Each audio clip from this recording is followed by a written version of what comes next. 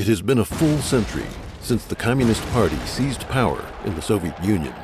According to records compiled by the U.S. Congress, communist regimes were responsible for the deaths of at least 100 million people. The Black Book of Communism details this history of murder. From documents declassified by the governments of nations in the former Soviet Union and Eastern Europe, as well as official records on the victims of communist political campaigns in China and North Korea, the public has gained a good picture of the Communist Party's addiction to killing. Communist totalitarianism is often compared to that of the Nazis. While there are many parallels to be found, there is one crucial distinction that is often overlooked. The Nazis aimed to eliminate the Jewish people, but the goal of communism goes beyond physical slaughter. People of faith do not consider physical demise to be one's true death, since the soul goes to heaven or is born again in the cycle of reincarnation. The Communist Party uses killing as an instrument to plant the seeds of terror in the minds of the people, forcing them to accept its evil ideology. Through the destruction of morality, people's souls are fated to damnation. The Communist Party aims to destroy not just man's physical body, but also his soul. An additional characteristic of the Communist Party is the intensity with which it carries out internal purges and selects the cruelest of leaders.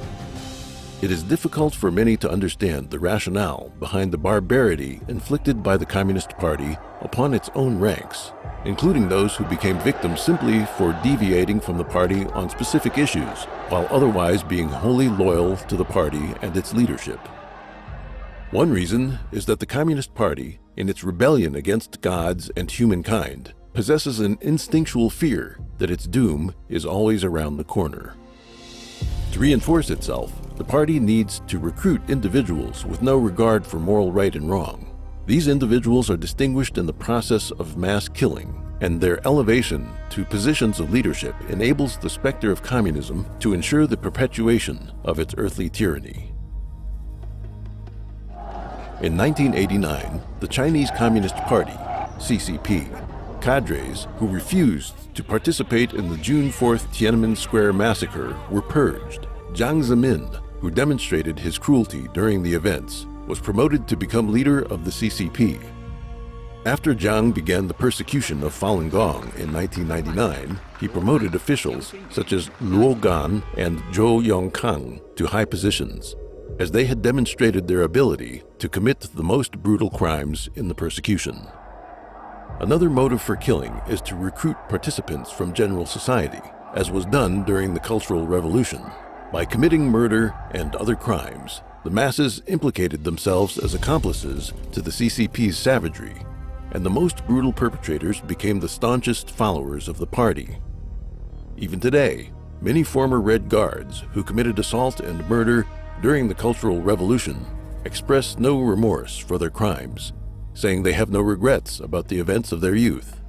Furthermore, by killing its victims openly and deliberately, the Communist Party intimidates the general population into obedience. All this allows us to expound on a general principle. Throughout history, killing has occurred under tyrannical governments or during times of war because there was an enemy to be defeated. It is the characteristic of the Communist Party that it must have an enemy, and if there are no enemies, it must invent them so that it can continue to kill. In a country like China, with its long history and rich culture, the Communist Party could not achieve its aims without continuous killing. Traditionally, the Chinese people believed in and revered the divine. Steeped in a cultural heritage of 5,000 years, the Chinese people would not otherwise tolerate the existence of the barbaric and blasphemous Communist Party. The CCP's sole means of maintaining its rule, as learned from the Soviet trial run, is the use of mass murder.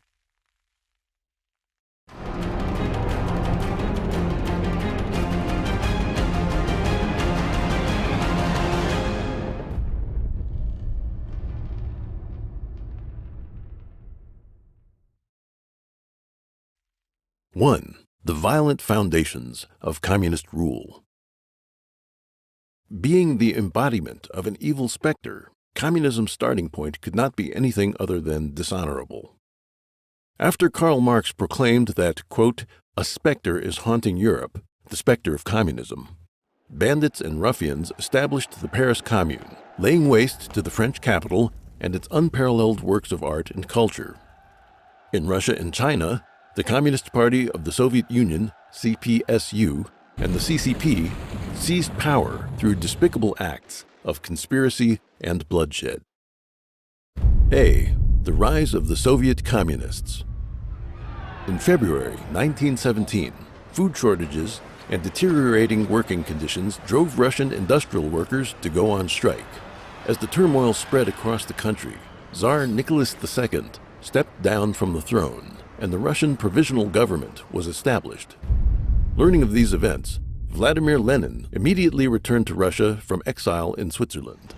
At the time, World War I was raging. The countries between Russia and Switzerland were all hostile. In late 2007, the German magazine Der Spiegel revealed a 90-year-old secret. Kaiser Wilhelm II, who regarded Russia as a grave threat, realized that Lenin could bring disaster to Russia, so he allowed Lenin to travel through Germany to Sweden, then Finland, and eventually back to Russia.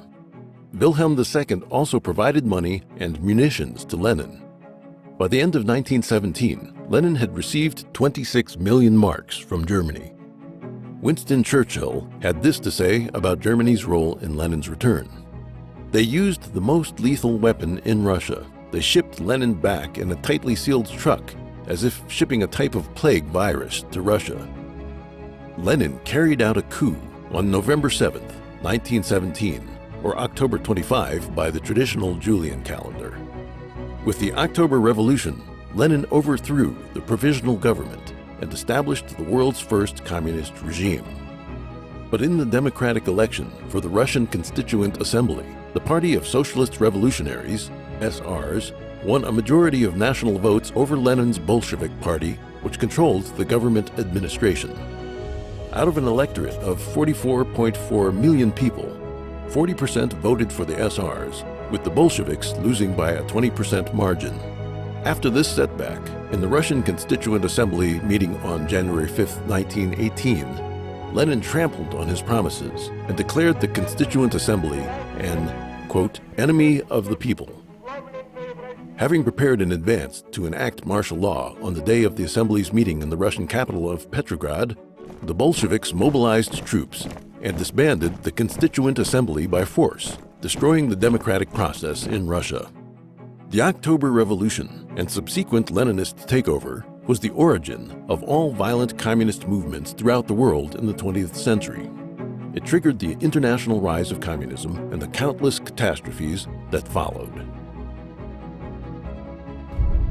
B. The Chinese Communist Party seizes power. After 1917, when the Soviet Union was just established, it exported revolution to China by making use of the fact that the Republic of China had joined the Third Communist International, or Comintern. The Bolsheviks dispatched Grigory Voitinsky to China to establish a local communist organization. Then it sent Mikhail Borodin to engineer an alliance between the Chinese Nationalist Party, Kuomintang, and the Soviet Union. Under this arrangement, the young Chinese Communist Party was given opportunities for rapid growth by subverting the Kuomintang. During World War II, in the 8 years that the Kuomintang waged an all-out war against the invading Japanese army, the CCP used the conflict as cover while it expanded its forces. When the Japanese invaded China, the Red Army was on the verge of defeat, but at the time of China's victory, the communist forces boasted 1.32 million regular troops and a 2.6 million strong militia force. Following Japan's surrender, the CCP used the cover of peace talks with the Kuomintang to covertly expand its forces further.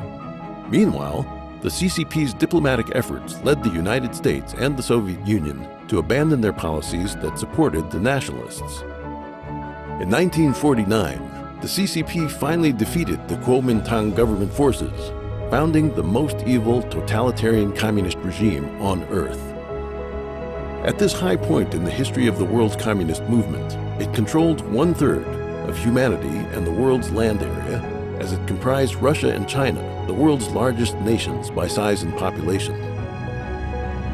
Communist governments extended across large swaths of Europe and Asia, and many countries in Africa, South America, and Southeast Asia became clients or allies of the Communist Party of the Soviet Union or the Chinese Communist Party.